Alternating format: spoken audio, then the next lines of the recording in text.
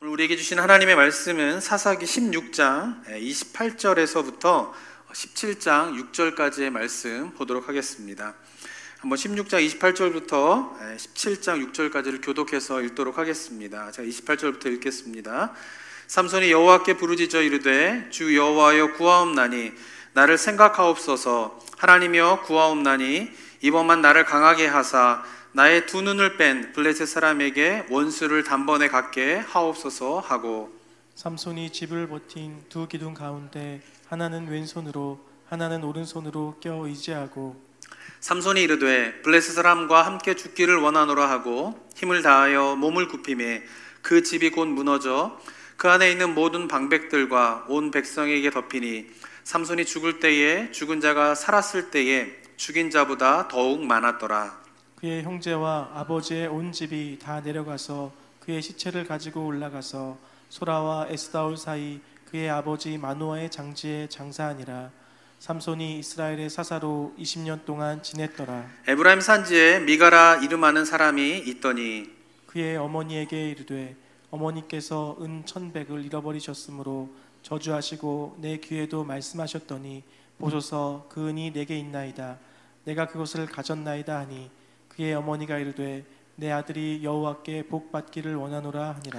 미가가 은 1,100을 그의 어머니에게 도로 주매 그의 어머니가 이르되 내가 내 아들을 위하여 한 신상을 새기며 한 신상을 부어 만들기 위해 내 손에서 이 은을 여호와께 거룩히 드리노라.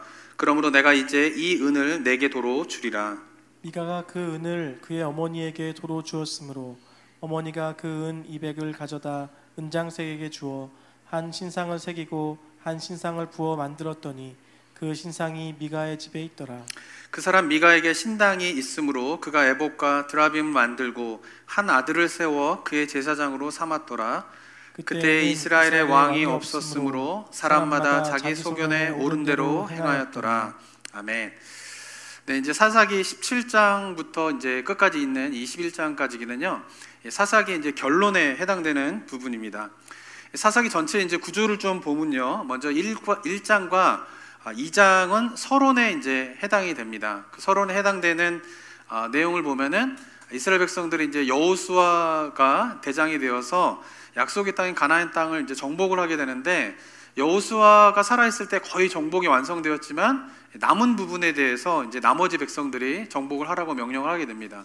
근데 결론적으로 보면은 그 나머지 땅을 정복하지 못하게 되는 그런 실패를 이제 이스라엘 백성들이 겪게 됩니다. 그러면서 그 원인이 어디 있는가에 대해서 1장과 2장에 잠시 언급이 되는데 그것이 가나안 민족들을 쫓아냈어야 되는데 쫓아내지 못하면서 그들이 우상 숭배에 빠지게 되는 그런 일로 인하여서 정복에 실패하게 되는 그런 일들을 이제 1장에서 2장에서 이야기하고 있고요. 그 이후로 이제 3장부터 16장까지는 그 약속의 땅에 들어가서 이제 이스라엘 백성들을 죄 가운데 빠져 있는 이스라엘 백성들을 구원할 사사를 하나님께서 세우셔서 그 12명의 사사를 통하여서 하나님의 구원의 역사가 어떻게 펼쳐지게 되었는가에 대해서 이제 3장과 16장에 걸쳐서 이렇게 이야기를 하게 됩니다. 그리고는 이제 마지막 이제 17장부터 21장까지는 결론에 해당되게 되는데요. 이 결론에서 이야기하는 것은 뭐냐면은 이스라엘의 영적인 타락이 얼마나 심각하게 이루어지게 되었는가. 근데 이들의 이제 영적인 타락뿐만 아니라 이제 21장까지 살펴보게 되면은 정치적으로, 사회적으로, 그리고 민족 간의 그런 싸움을 통하여서 얼마나 부패하게 되면서 이스라엘 백성들이 결국은 비참한 그런 영적인, 사회적인, 정치적인 모습들을 보여주는 것으로 사사기의 스토리가 이제 끝나게 됩니다. 자, 그러면서 이제 본론에 해당되는 이제 3장과 16장에서 이 12명의 사사들이 쭉 이야기가 이제 진행되어지는데요. 여태까지 이제 그것을 쭉 살펴보았는데요. 초창기에는 이스라엘 백성들이 굉장히 영적으로 이제 어려움 가운데 빠지더라도 하나님께서 이제 사사를 택하셔가지고 그 사사가 등장하게 되면서 이스라엘 백성들이 그 죄 가운데 빠지고 있던 이스라엘 백성들을 이제 구원하게 됩니다. 그죠? 그것이 계속 이제 반복되게 되는 것이죠. 그러니까 이스라엘 백성들은 영적으로 이렇게 타락해 가더라도 하나님께서 그들을 그냥 버리지 아니하시고 사사를 세우셔가지고 그들을 그 죄 가운데서 건져주는 구원의 역사의 이야기가 바로 3장부터 16장까지의 이야기인 것이죠. 그런데 이제 이 12명의 사사가 그런 식으로 이제 전반부에는 쭉 진행이 되다가 기드온의 전쟁을 기점으로 해서 이제 정점을 찍게 되고, 그 이후부터는 영적으로 이렇게 사사들도 점점 타락해가는 그런 모습들이 사사기의 스토리에서 굉장히 중요한 흐름이 되게 됩니다. 그리고 그 타락의 그 마지막 끝을 찍은 사람이 누구냐면 바로 삼손인 것이죠. 그동안 이제 한 달 이전에 삼손에 관한 이야기를 쭉 나누었는데요. 살펴보았지만 삼손은 우리가 일반적으로 알고 있는 것처럼 이스라엘 백성들을 구원한 영웅이 아닙니다. 이스라엘 백성들을 구원한 영웅이 아니라 사사로서 얼마나 타락할 수 있는가를 보여주는 그런 모습인 것이죠. 오늘 본문 가운데에도 이제 삼손의 마지막 이야기가 나오게 되는데요. 삼손은 그 죽는 순간까지도 보면은 하나님의 뜻을 제대로 이루지 못하는 모습으로 죽게 되는 모습을 보게 됩니다. 자, 16장 30절을 한번 다시 보게 되면요, 16장 30절에 이렇게 기록되어 있는데요. 삼손이 이르되 블레셋 사람과 함께 죽기를 원하노라 하고 힘을 다하여 몸을 굽히매 그 집이 곧 무너져 그 안에 있는 모든 방백들과 온 백성에게 덮이니 삼손이 죽을 때에 죽인 자가 살아있을 때에 죽인 자보다 더욱 많았더라, 이렇게 되어 있습니다. 이 장면은 이제 우리가 아주 이제 영화를 통하여서나 이제 익숙한 장면이죠. 신전에서 블레셋 사람들의 그 신전에서 사람들이 막 축제와 파티를 벌이고 있을 때에 삼손이 이제 조롱거리로 끌려 나오게 됩니다. 그리고는 삼손이 자기를 끌고 인도한 그 어린 소년에게 나를 기둥에 좀 데려다 달라라고 이야기를 하고는 기둥을 이제 영화에서 보면 이렇게 밀쳐가지고 이렇게 딱 하는데, 성경에 가만히 보면은 이 성경에서 이제 이렇게 밀쳤는지 아니면 이걸 당겼는지 그건 알 수가 없는 그런 장면입니다. 어쨌든 그런데 기둥에 서가지고 기둥을 힘을 하나님 앞에 마지막으로 기도하면서 기둥을 쫙 밀면서 이제 그 신전가 완전히 무너지면서 거기 있던 사람들이 다 죽게 되는 굉장히 스펙타클한 그런 장면이 바로 이 장면인 것이죠. 그러면서 이제 30절에서 뭐라고 이야기하고 있냐면은 삼손이 살아있을 때에 죽인 블레셋 사람보다 어때요? 이때에 이 기둥을 무너뜨리면서 신전이 무너지면서 죽은 사람들이 훨씬 더 많았더라라는 것으로 30절에서 이야기를 하고 있습니다. 그러니까 보편적으로 사람들이 그래서 어떻게 생각하냐면은 삼손이 평생 하나님 앞에서 여러 가지 문제들을 행하였지만 그래도 맨 마지막에는 하나님의 능력을 다시 힘입어서 블레셋 사람들을 무찔렀다. 블레셋 사람들을 무찔러서 하나님께 영광이 되었다. 이렇게 성경의 본문을 보는 경우가 많이 있습니다. 자, 그런데 이 블레셋 사람들을 신전을 무너뜨리는 것으로 말미암아 많은 피해를 주고 살아있을 때에 죽인 사람보다 이때 죽은 사람이 더 많은 것은 사실이지만, 그렇다고 이 사건으로 말미암아 하나님의 뜻을 삼손이 이룬 것은 아니다라고 하는 것이죠. 왜냐하면은 31절에 보면은 이 삼손의 마지막 이야기가 나오게 되는데요. 31절에 보면 이렇게 기록되어 있습니다.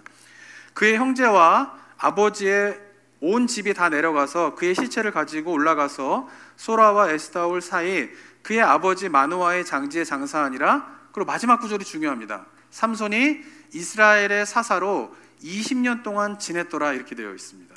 자, 여기서 무슨 문제가 있냐면요, 이 블레셋 사람들을 죽인 것으로 말미암아 이스라엘 백성들이 블레셋의 지배로부터 구원받은 것은 아니다라고 하는 것이에요.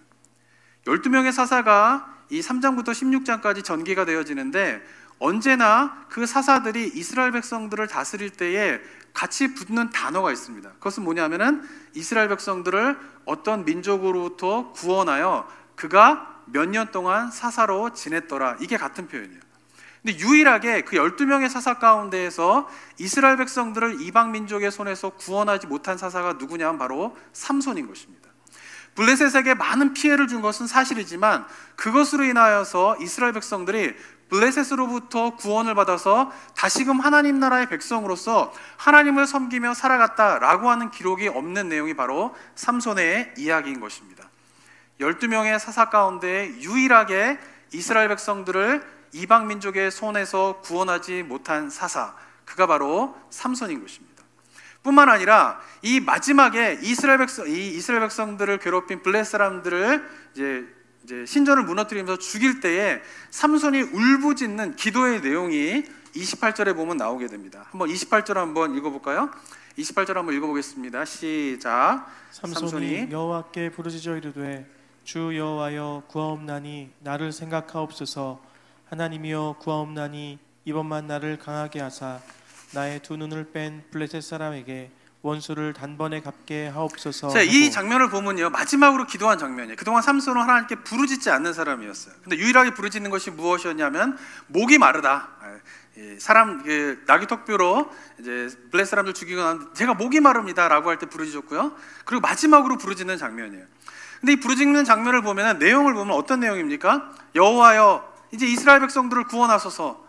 주님의 영광이 드러나게 하소서. 주님의 영광을 가로막는, 주님을 조롱하는 이 블레셋 사람들을 멸망하고 심판하여 주시옵소서. 이런 기도가 아니었다라고 하는 것이죠. 기도의 내용이 어떻습니까? 내용을 보면요, 여호와께 부르짖어 주 여호와여 구원나니 어떻게 해요? 나를 생각하옵소서. 본문을 다시 한번 띄워주세요. 어떻게 되어 있습니까? 구원하옵나니 누구를 생각해달라고요? 나를 생각해달라는 거예요. 나를.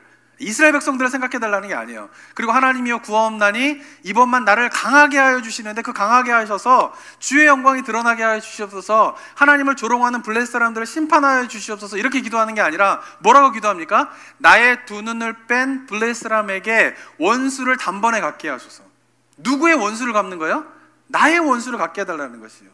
그러니까 마지막에 부르짖는 이 부르짖음의 기도조차도 하나님의 영광을 구하는 사사로서, 나시린으로서의 모습으로서 부르짖는 것이 아니라 철저하게 나를 괴롭힌, 나에게 모욕을 준, 그래서 그들을 원수를 갖게 하여 주시옵소서라고 하는 지극히 자신의 욕망과 개인적인 복수심에서 이 부르짖음을 하고 있는 것이 바로 삼손의 마지막 모습이다라고 하는 것입니다.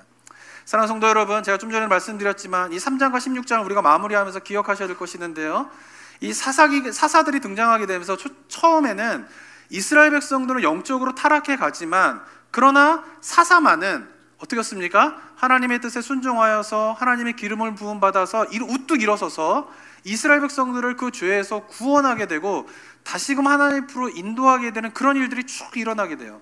그런데 사사기의 후반부로 들어가게 되면서 어떻습니까? 그 이스라엘 백성들, 죄 가운데 빠지는 그 이스라엘 백성들을 구원해야 내야 할 그 사사조차도 영적으로 깊은 타락 가운데 이르게 되고, 결국 마지막 사사인 삼손은 그 마지막 죽는 순간에서조차 자신의 그런 욕망과 자신의 개인적인 복수심으로 하나님께 부르짖는 그 모습에 비참한 영적으로 타락한 모습으로 마무리되고 있다라고 하는 것이죠. 결국 어떻게 됩니까? 이스라엘 백성들이 지금 17장을 들어가게 되면서 이스라엘 백성들이 처해져 있는 상황은 뭐냐면, 이스라엘 백성들만 영적으로 타락했을 뿐만 아니라 그들을 구원해야 할 사사들조차도 이제는 영적으로 완전히 타락해 가면서 더 이상 그 죄 가운데 빠진 이스라엘 백성들을 구원할 리더가 없는 그런 상황이 바로 이스라엘 백성들이 17장에 들어가면서 처하게 된 상황이다라고 하는 것이죠. 그러면서 이제 17장, 18장, 19장, 20장, 21장에 거쳐서 보여주게 되는 이스라엘 백성들의 모습은 뭐냐면요, 그 리더가 상실되어진, 그들을 구원할 하나님의 사자가 사라진, 타락해진 그들의 삶 속에서 얼마나 비참한 영적인 타락과 사회적인 정치적인 부패가 일어나게 되는가를 이야기하고 있는 것이 바로 17장에서 21장의 이야기인 것입니다. 그리고 이것이 바로 사사기의 결론인 것입니다. 자, 이 결론 부분인 사사기 17장에서 21장의 내용의 첫 번째 에피소드가 미가라고 하는 사람의 집안의 이야기로 시작되게 됩니다. 자, 1절을 보시면요, 에브라임 산지에 미가라 하는 사람이 있더니 이렇게 되어 있고요, 4절에 보면 또 미가가 그 은을 그의 어머니에게 도로 주었으므로 하면서 미가라고 하는 사람의 이름이 등장하게 됩니다. 근데 이 미가라고 하는 사람이 1절과 4절에서는 우리나라 말 번역으로는 그냥 미가 이렇게 되어 있는데, 히브리어 성경을 보게 되면 이 미가라고 번역된 단어가 뭐냐면은 미카예후입니다. 미카예후. 이 미카예후라고 하는 것은 뭐냐면요, 누가 여호와와 같으냐라고 하는 의문문이에요. 의문문. 그러니까 무슨 말이냐면은 누가 여호와와 같으냐라고 하는 말은 뭐냐면은 바로 여호와만이 참 신입니다.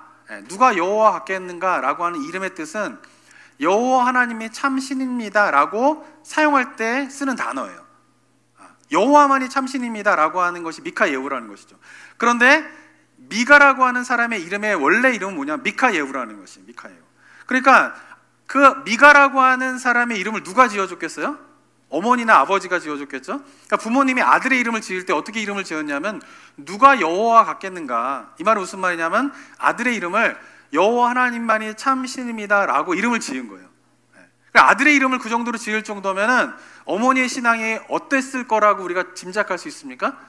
굉장히 하나님을 잘 믿는 신실한 여인이구나라고 우리가 생각해 볼 수 있을 것입니다.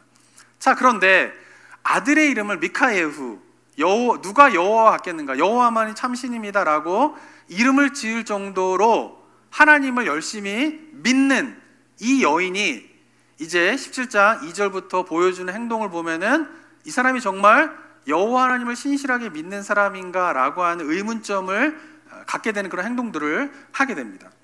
사건의 시작이 이렇게 진행되는데 2절 한번 보면요, 2절 한번 읽어볼까요? 시작.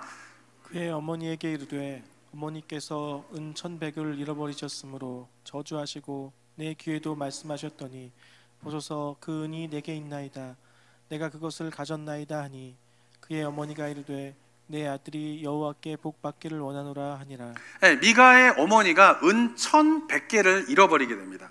자, 은 1,100개는 언제 나왔던 또 단위냐 하면요, 블레셋 사람들의 방백이 드릴라에게 삼손을 유혹하기 위하여서, 삼손을 넘어뜨리기 위해서 드릴라에게 각 방백들이 제안한 돈의 금액이 뭐냐, 은 1,100개였어요. 그죠?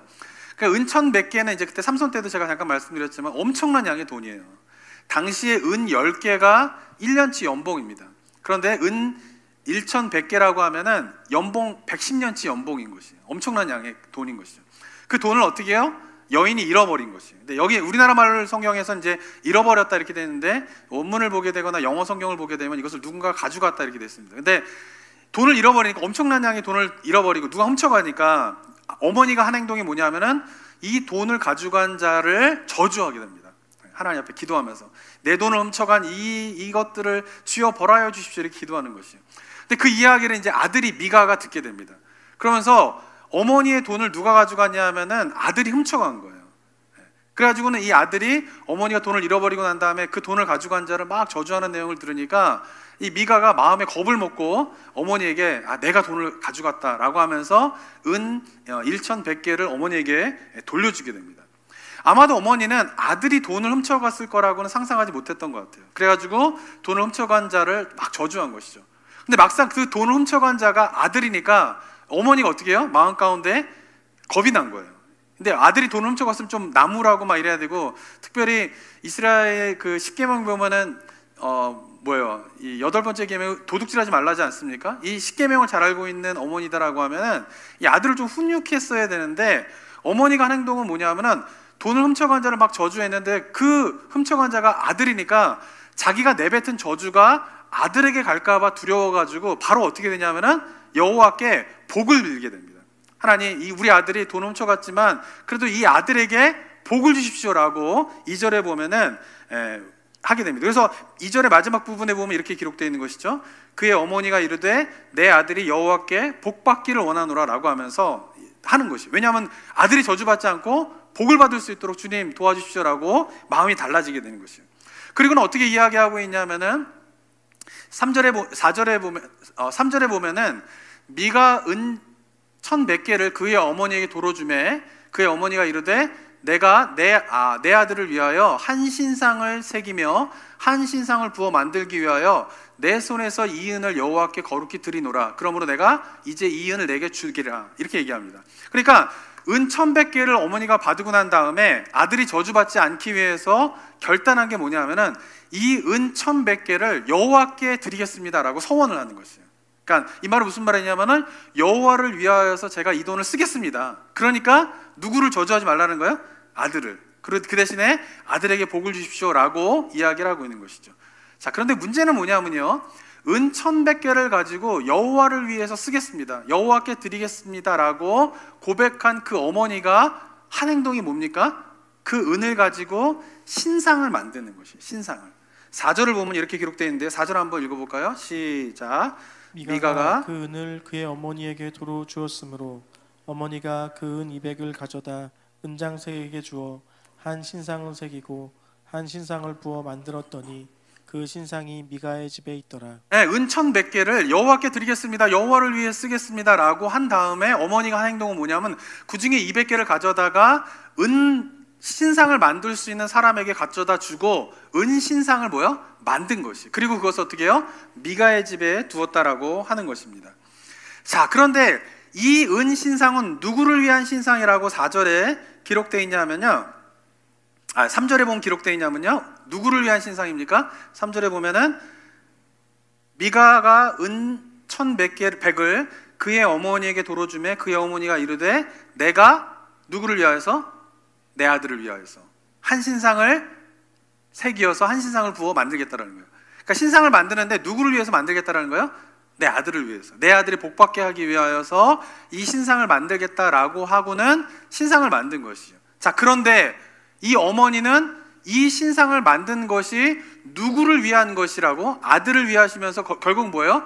여호와 하나님이 아들에게 복 주기를 원한다라고 하는 마음으로 이 신상을 만들었다라고 하는 것입니다.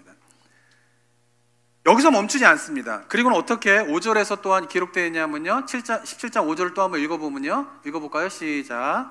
그 사람 미가에게 신당이 있으므로 그가 에봇과 드라빔을 만들고 한 아들을 세워 그의 제사장으로 삼았다. 네, 은으로 큰 신상을 만들고 난 다음에 그 신상을 집에 두고 신당을 만들었어요. 네. 그리고는 어떻게 해요? 그 신당에다가 에봇과 드라빔을 만들어서 추가로 더 놔둔 것이에요.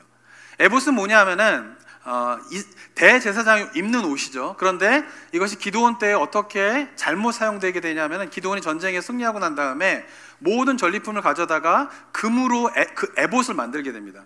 그리고는 그것을 자기의 고향인 오브라이드에 두게 되면서 기드온 때 어떤 일이 벌어지게 되냐면은 이스라엘 백성들이 그 금 에봇을 숭배하게 되는 일들이 일어나게 됩니다. 그리고 아마도 그 이후부터 이스라엘 백성들에게 이 에봇을 숭배하는 생활의 그런 생각들이 생기게 된 것 같아요. 그래서 미가의 어머니도 뭐를 만든 것이에요? 에봇을 만들어서 그 신당에다 집어넣은 것이죠. 마치 뭐예요? 신상과 같은 역할이 바로 에봇인 것이에요. 그리고 드라빔이라고 하는 것은 뭐냐면은 당시 이방 민족들 가운데 보편적으로 유행하고 있는 작은 신상입니다. 이 작은 신상은 뭐냐면은 각 집에 이 작은 신상인 드라빔을 놓고 숭배했던 것이죠. 그러니까 이 작은 신상인 드라빔도 만들고 에봇도 만들고, 그리고 아마도 은 200개를 들여서 신상을 만들었기 때문에 그 신상은 굉장히 규모가 있는 신상이었을 가능성이 많습니다. 그 신당을 어떻게 하고 있는 것이에요? 그 이방 사람들이 이방 신을 섬길 때와 같은 그 우상으로 가득 찬 공간으로 만들고, 그리고 난 다음에 어떻게 해요? 자기의 아들들 가운데 한 사람을 세워서 그 신당을 섬기는 제사장으로 세우는 일까지 행하고 있는 것입니다. 사랑하는 성도 여러분, 이 여인이 어떻게 행동하고 있습니까? 아마도 저는요, 이 여자는요 스스로가 하나님을 잘 섬기는 사람이라고 믿었을 거예요. 왜냐하면 자기의 아들의 이름을 뭐라고 지어요? 여호와만이 참신입니다 이름을 짓고요, 은 1,100개는 엄청난 양의 돈이에요. 근데 그것을 어떻게 해요? 하나님 앞에 아낌없이 다 드리는 것이에요. 그리고 뿐만 아니라 오늘 본문을 보면요, 이 여인은 늘 하나님께 기도합니다. 그 내용이 어떤 것과 상관없이 언제나 하나님을 부르고 하나님 기도하는 여인이에요. 그러니까 늘 하나님께 기도하고 아들의 이름도 그렇게 짓고, 그리고 자신이 가지고 있는 재산의 많은 양을 하나님께 드리고, 스스로가 어떻게 생각했을까요? 나는 하나님을 잘 섬기는 사람이다 라고 스스로 생각했을 것이다 라고 하는 것이죠. 그러나 그가 그렇게 생각하고 있지만 그녀가 보여주고 있는 행동은 어떻습니까? 하나님이 가장 싫어하는 일을 하고 있는 것이에요. 하나님께서 가장 싫어하는 일이 무엇입니까? 우상을 만들어, 신상을 만들어 그것을 섬기는 것이 하나님이 가장 싫어하는 일인데, 자신은 하나님을 열심히 믿는다라고 하는 이 여인이 어떻게 하고 있는 것이에요? 하나님이 가장 싫어하는 신앙의 모습을 행하고 있다라고 하는 것입니다. 그녀의 신앙의 문제가 무엇일까요? 바로 여호와 하나님을 믿는데 나름대로 믿는 것이에요. 이게 신앙의 문제인 것이에요. 여호와 하나님을 믿는 종교의 가장 큰 특징은 뭐냐면요, 다른 종교와 달리 여호와 하나님은 여호와 하나님을 섬길 때 우리가 네가 어떻게 해야 된다라고 하는 것을 일일이 다 알려주시는 분이 바로 여호와 하나님이십니다. 그것이 바로 율법인 것이죠. 그리고 여호와 하나님을 섬길 때에는 하나님이 알려주고 가르쳐준 그 율법에 따라서 여호와 하나님을 섬겨야 하는 것이 여호와 하나님을 믿는 올바른 방법인데, 이 미가의 어머니는, 미가의 집안은 어떻게 행하고 있는 것이요? 그 여호와 하나님을 믿기는 믿는데 안 믿는 것은 아니죠. 그 여호와 하나님께 기도를 안 하는 것은 아니죠. 기도를 하는 것이죠. 여호와 하나님께 예배를 안 드리는 것은 아니죠. 예배를 드리는 것이죠. 그런데 그 예배와 기도와 여호와를 섬길 때 철저하게 무엇에 따라 행하고 있습니까? 나름대로의 생각을 따라 행하고 있다라고 하는 것입니다. 이유가 무엇 때문일까요? 바로 그 이유가 6절에 나와 있습니다. 6절을 한번 읽어보도록 하겠습니다. 시작. 그때에 이스라엘이 왕이 없었으므로 사람마다 자기 소견에 옳은 대로 행하였더라. 왜 사람마다 자기의 소견대로 옳은 대로 행하면서 미가의 집안과 같이 여호와 하나님을 섬기게 되냐면 바로 이스라엘에 뭐가 없었기 때문이에요? 왕이 없었기 때문이다라고 하는 것이죠. 자, 이스라엘에 왕이 없었다라고 하는 이 구절이 사사기에서 굉장히 핵심적인 구절인데 이것은 세 가지 의미가 있다고 볼 수가 있습니다. 첫 번째는 뭐냐면은 실제로 이스라엘을 다스리는 다른 나라와 같은 인간 왕이 없었다라고 하는 의미가 되는 것이죠. 그러면서 이것이 이제 이 구절이 이제 사무엘상으로 넘어가게 되면은 이제 사울이 등장하게 되는 것과 이제 연관이 되어지는 그리고 다윗의 왕조와 이제 연관이 되어지는 구절이 되게 됩니다. 그게 첫 번째 의미겠고요. 진짜 인간으로서 왕이 없었다 이런 의미가 첫 번째겠고요. 두 번째는 뭐냐면은 이스라엘 백성들의 왕이 없었던 건 아니에요. 인간으로서의 왕은 없었지만 왜 인간으로서 왕이 없었냐면은 누가 이스라엘 백성들의 왕이기 때문에 그렇습니까? 여호와 하나님이. 여호와 하나님이 이스라엘 백성들의 왕이기 때문에 그들은 다른 나라와 달리 인간으로서의 왕이 없었던 것이에요. 그런데 여기서 왕이 없었다라고 하는 것은 뭐냐면은 여호와 하나님의 그들의 왕임에도 불구하고 이스라엘 백성들은 그 여호와 하나님을 왕으로 섬기지 않았다라고 하는 것이에요. 이스라엘 백성들은 여호와 하나님이 왕임에도 불구하고 그 이스라엘 백성들을 왕으로 인정하지 않았다라고 하는 것이 이스라엘에 왕이 없었다라고 하는 두 번째 의미가 될 수 있겠습니다. 세 번째 의미가 있는데요. 그것은 뭐냐면은 이스라엘 백성들의 왕이 없었다라고 하는 것은 뭐냐면 3장부터 16장까지 그들이 영적으로 타락하더라도 그 타락을 막아서서 그들로부터 벗어나 하나님으로부터 하나님께로 다시 향하게 하는 그들에게는 그동안에 리더가 있었어요. 영적인 리더가 있었어요. 그런데 이스라엘에 왕이 없었다라고 하는 것은 뭐냐면 더 이상 그들을 구원해서 인도해낼 영적인 리더가 이제는 더 이상 없었다라고 하는 의미가 바로 이 이스라엘 백성들에게 왕이 없었다라고 하는 의미인 것입니다.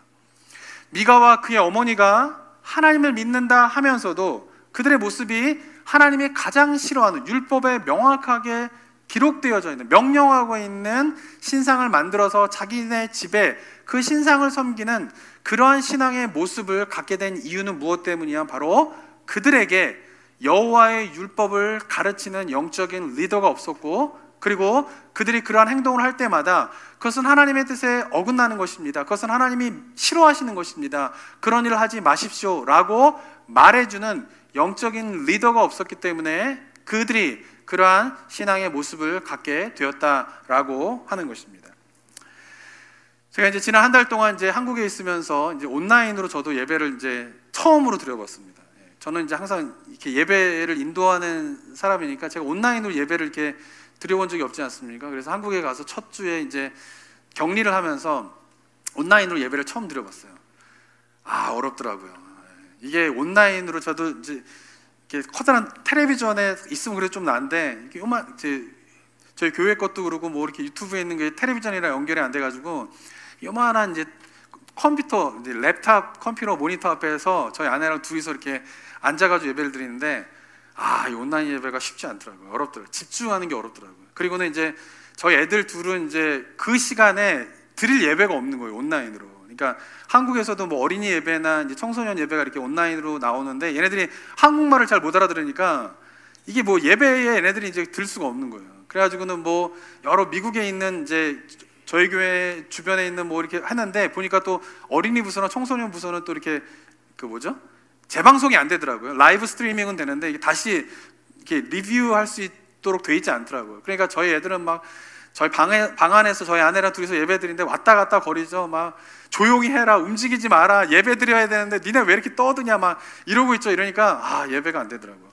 그러면서 예배를 딱 그러고 나서 마쳤는데 마음이 너무 이제 멍한 거예요.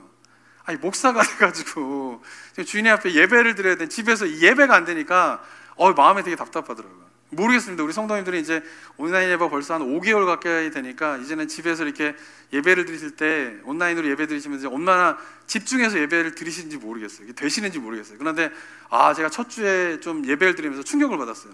이 온라인 예배가 이게 생각했던 것만큼 이게 참 어렵구나, 집중하기가 너무나 어렵구나, 이런 생각을 좀 들었어요. 그러면서 이제 약간 혼란에 빠진 거예요. 뭐냐면은 아니 예배를 내가 제대로 못 드리고 지금 한 주를 살게 생겼네, 이러니까 마음이 되게 답답한 마음이 들더라고요. 그러면서 제 생각이 든 거예요. 어떻게 해야 되나? 예배의 의미가 도대체 무엇인가? 이런 생각을 좀 하게 되었습니다. 내가 지금 주일날 아침 10시 반부터 11시 반까지 1시간 동안 컴퓨터 모니터 앞에서 아니면 텔레비전 앞에서 내가 집중하여서 그 예배에 집중하여서 예배를 드리지 못했어. 그럼 나는 예배를 드리지 못한 건가? 이런 생각을 갖게 된 거였어요.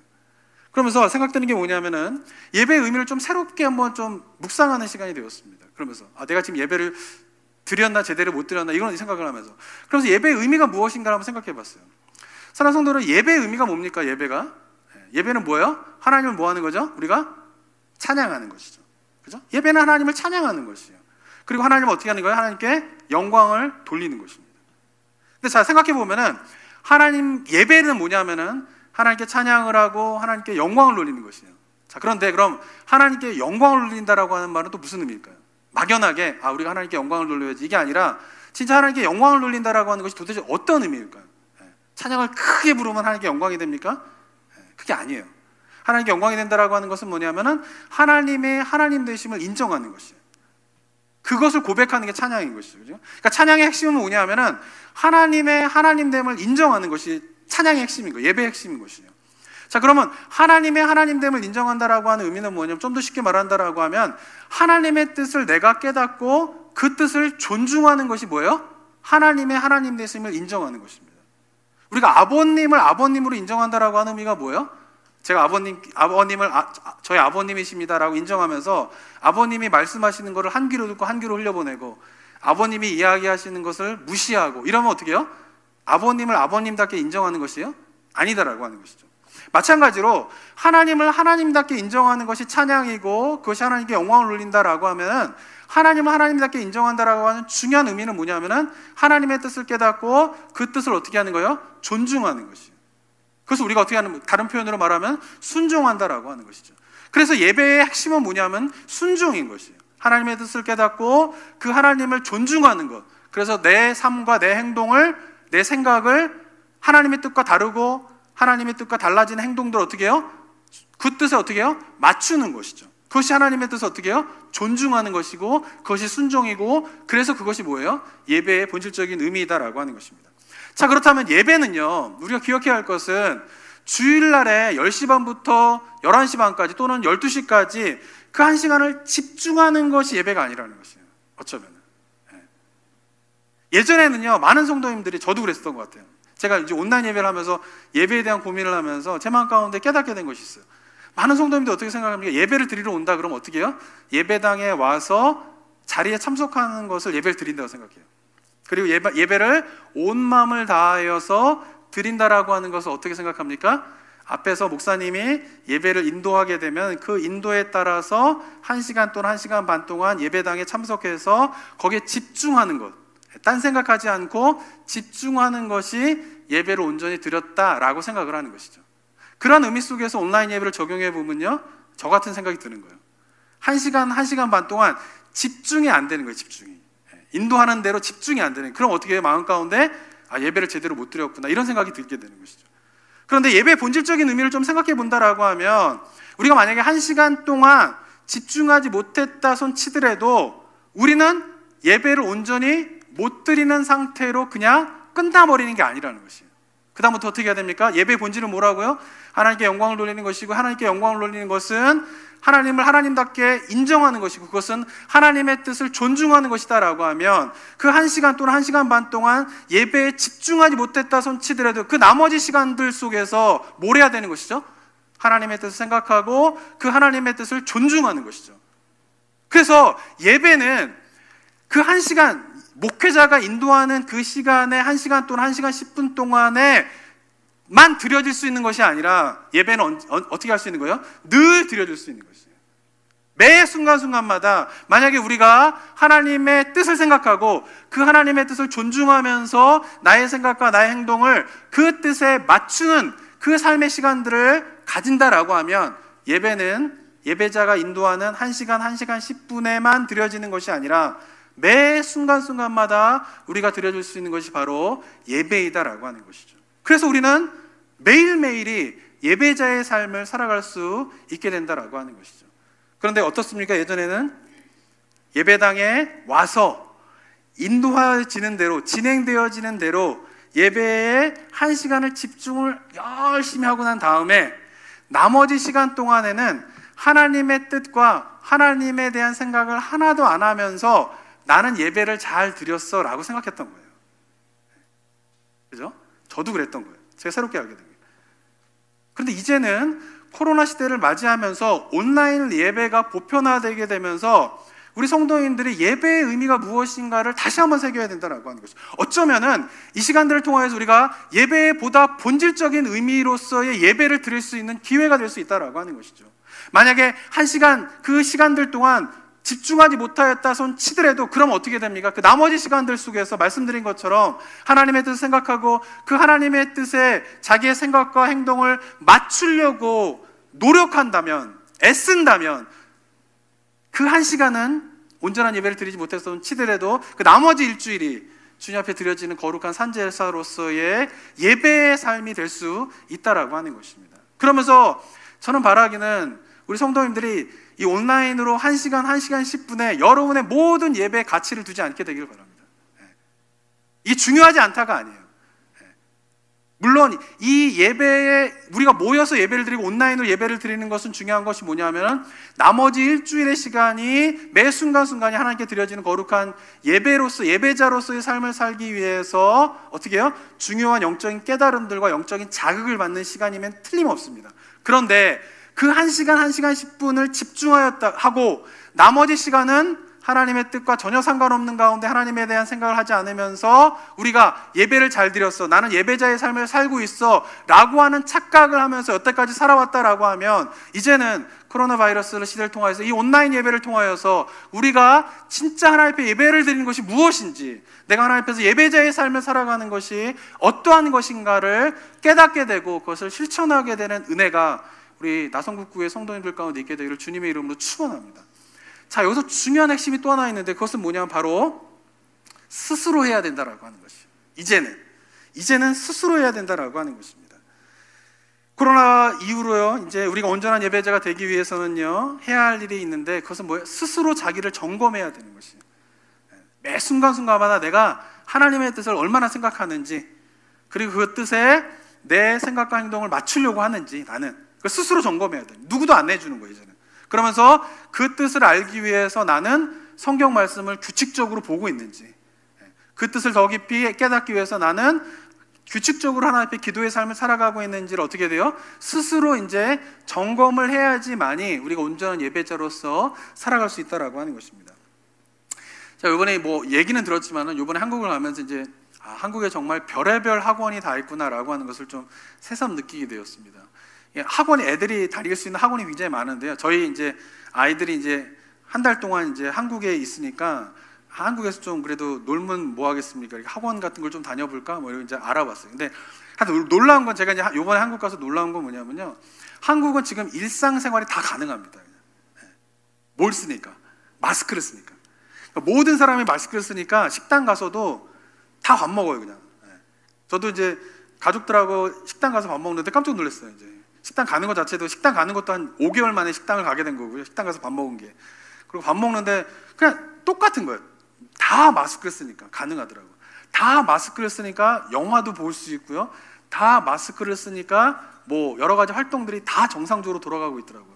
근데 미국은 지금 이 마스크를 안 쓰니까 이게 지금 이 정상적인 생활이 안 되고 있는데 한국은 그냥 다 마스크를 쓰니까 다 일상적인 생활이 다 가능해요. 예배도 드리고 소그룹 모임도 다 마스크 쓰고 하니까 이게 빨리 미국도 좀 그래야 좋겠다 생각이 드는데 아이들도 그래서 학원도 열심히 다니더라고요. 보니까 마스크 쓰고 학원 다니더라고요. 학원을 좀 알아봤는데 와, 별의별 학원이 다 있습니다. 근데 제가 학교 다닐 때는 그냥 학원이다라고 하면은 저는 이제 학력고사 세대였는데, 학력고사 보기 위해서 수학과 영어와 국어가 중요하지 않습니까? 특별히 영어와 수학. 그러니까 영어와 수학을 배우기 위한 곳이 학원이다 이렇게 생각했는데, 요새는 영어 수학 배우는 학원뿐만 아니라 에세이를 쓰는 게 중요해졌거든요. 이제 한국에서도 대학 입시에 에세이를 쓰는 거 중요하다니까 에세이 쓰는 법을 가르쳐주는 학원이 있고요. 에세이를 쓰기 위해서는 뭘 해야 됩니까? 애들이 독서를 해야 되잖아요. 그러니까 독서를 가르쳐주는 학원이 있어요. 책 읽는 거를 가르쳐주는 학원이 있어요. 그리고는 아이들이 이제 체육 시간에 이제 뭐 줄넘기 테스트 이런 걸 학교에서 하나 봐요. 그러니까 학원 중에 어떤 학원이 있냐면은 줄넘기 학원이 있어요. 줄넘기. 초등학생들이 제일 많이 다니는 학원이 뭐냐면 줄넘기 학원이에요. 그러니까 줄넘기 학원 가서 뭐 하냐? 그러니까 줄넘기를 배운대요. 줄넘기를. 저희 애들도 줄넘기를 잘 못해가지고 줄넘기 학원을 보낼까 막 이렇게 생각했었는데, 아니 줄넘기를 배워야 돼요. 이제는 줄넘기를. 별의별 학원이 다 있는 거예요. 그러면서 보면은 한국에 있는 학생들이 이제는 제가 학생 때보다 훨씬 더 그러기 때문에 학습 지식이 굉장히 뛰어납니다. 엄청나요. 그래서 보니까 중학교 1학년 교과서를 공부하면 늦는데요. 이해가 안 되죠? 지금은 중학교 1학년은 빠른 애들은 고등학교 1학년 걸 공부하고 있대요. 학원에서. 그리고 중학교 1학년짜리는 최소한 어떻게 해요? 중3 거는 공부해야 된다는 거예요. 그러면 중1, 중2 거는 언제 배울까요? 초등학교 4학년, 5학년 때 중1, 중2 거를 배우는 거예요. 이 나라가 어떻게 돌아가는지 모르겠어요. 중학교 1학년이면 중학교 1학년 걸 배워야 되는데 중학교 1학년짜리가 고등학교 1학년 걸 배우고 있는 거예요. 학원 가가지고. 그러다 보니까 중학교 1학년이어도 어떻게 해요? 예전에 고등학생들이 가지고 있는 지식을 가지고 있는 것이에요. 이미 고등학생들은 막 대학교 뭐 이상의 것들을 가지고, 이게 옛날보다 훨씬 더 뭐예요? 학습 지식은 엄청나게 뛰어납니다. 근데 문제는 뭘까요? 학습 능력이 없는 거예요. 학원에 가서 학원에서 시키는 대로 가르쳐 주는 것만 배우는 거 익숙하다 보니까 그 학원에서 가만히 참석해서 그 학원에서 요구하는 대로 따라가는 데만 하니까 학습 지식은 굉장히 많은데 뭐가 없어요? 학습 능력이 없는 거예요. 그래서 스스로 공부하려고 하면 못하는 거예요. 뭐가 없으니까. 자기를 가르쳐주고 인도해주는 사람이 없으니까 스스로 공부를 못하는 거예요. 그래서 요즘 대학생들은요, 대학교 가면은 누가 가르쳐줍니까? 그렇지 않습니까? 자기가 공부하는 거 아니겠습니까? 근데 놀라운 사실은 대학생들도 학원을 다닌다는 거예요. 중고등학교 시절 때에 그 사람이 공부하는 건 뭐냐면 학원에 참석하는 게 공부예요. 왜? 참석만 하면은 거기서 시키는 대로 따라가면은 어떻게 해요? 공부가 되는 거예요.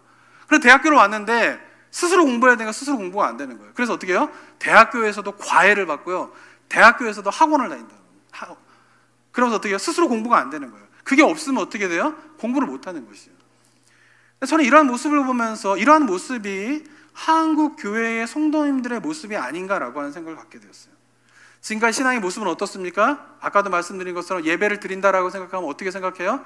내 삶 가운데에서 하나님에 대한 생각과 하나님 말씀에 내가 얼마나 순종하고 있는가에 가치 판단을 가지고 내가 올바른 예배자인가 아닌가를 판단하는 것이 아니라 어떻게 생각한 거예요? 예배당에 아침 10시 반에 참석해서 1시간 반 동안 집중하면은 아무 생각 없이 앉아있으면 목사님들이 인도하는 대로 그 인도하는 거에 따라 잘 따라가면은 나는 예배를 드리는 것이에요. 예배당에 와서.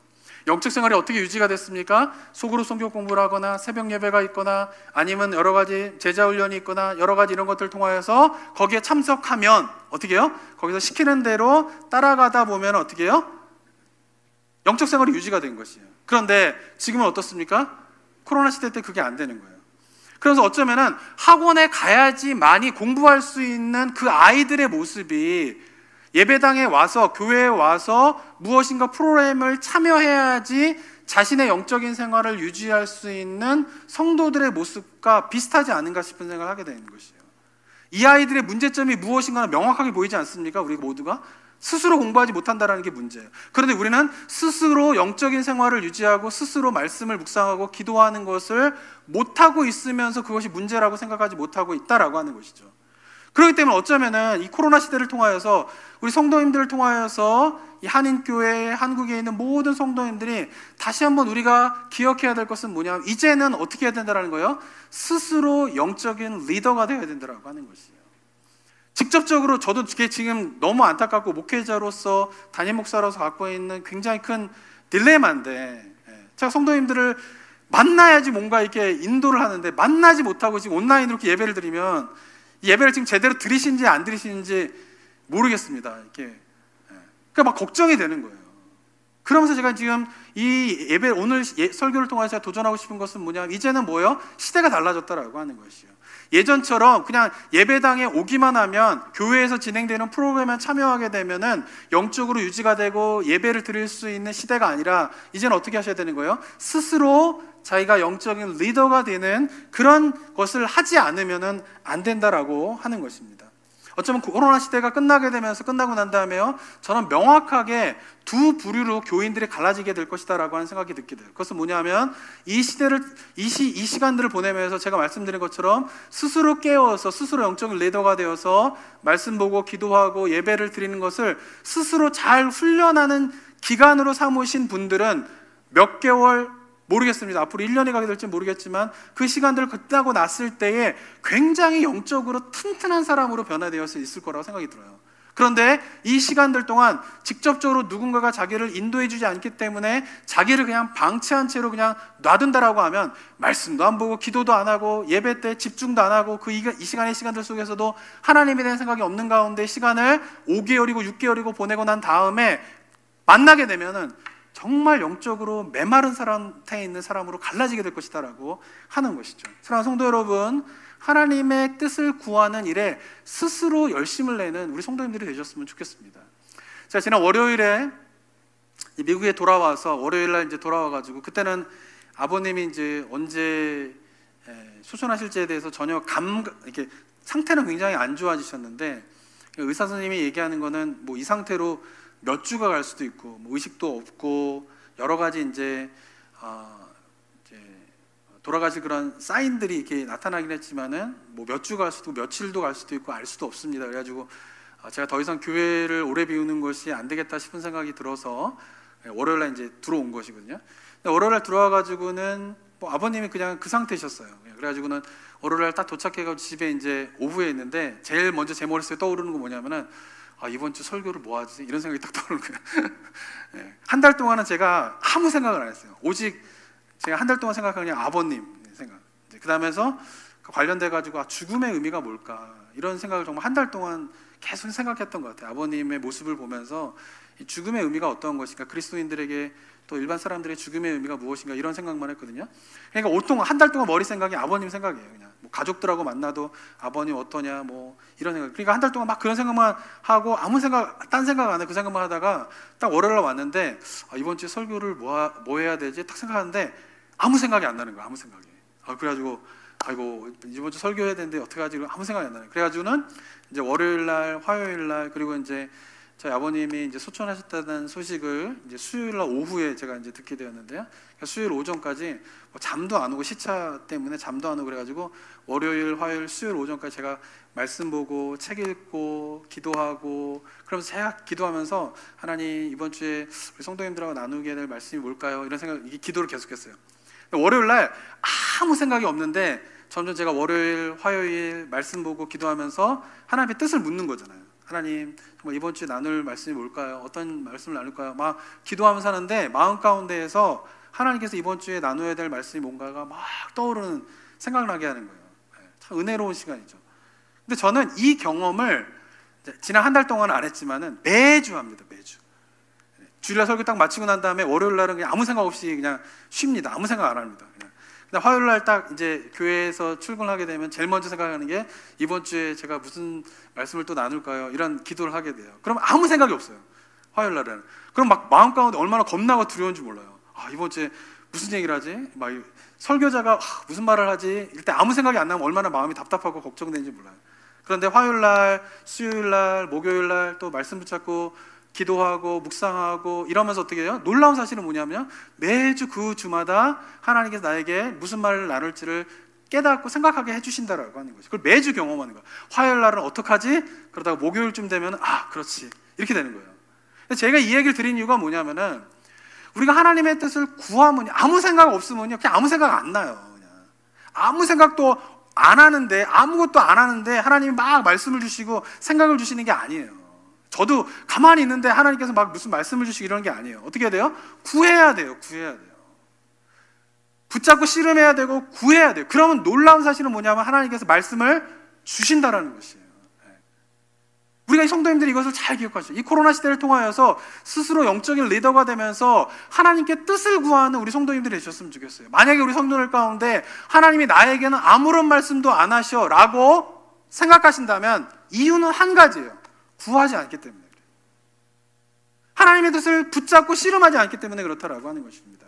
사랑하는 성도 여러분, 우리 성도님들 꼭 기억할 것은 이스라엘 백성들이 이 사사기 시대를 우리가 계속 살펴보고 있는데, 이 사사기 시대에 이스라엘 백성들이 이렇게 비참한 영적인 침체 가운데 빠지게 된 결정적인 이유가 무엇 때문입니까? 부르짖지 않았기 때문에 그런 것이에요. 그들이 부르짖지 않았기 때문에 하나님의 메시지가 없어지게 된 것이에요. 성도 여러분, 구하시기 바랍니다.